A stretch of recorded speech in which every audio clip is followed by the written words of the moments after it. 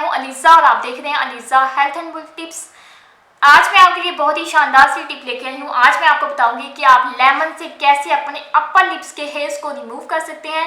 बहुत ही आसान सा तरीका है। आज मैं आपको बहुत ही आसान सा तरीका बताऊंगी जिससे आपके अपर लिप्स के हेयर्स जो है वो रिमूव हो जाएंगे। कुछ गर्ल्स जो है वो थ्रेडिंग नहीं करवाती, उनके अपर लिप्स के हेयर्स जो है वो बार बार आ जाते हैं जो दिखने में बहुत ही बुरे लगते हैं। तो इसका आसान सा तरीका मैं आपको दिखाती हूँ, पर उससे पहले फ्रेंड्स, मेरे इस चैनल को सब्सक्राइब कर लें और साथ ही बेल आइकन को क्लिक कर दें ताकि मेरी आने वाली हर नई वीडियो सबसे पहले आप तक पहुंचती रहे।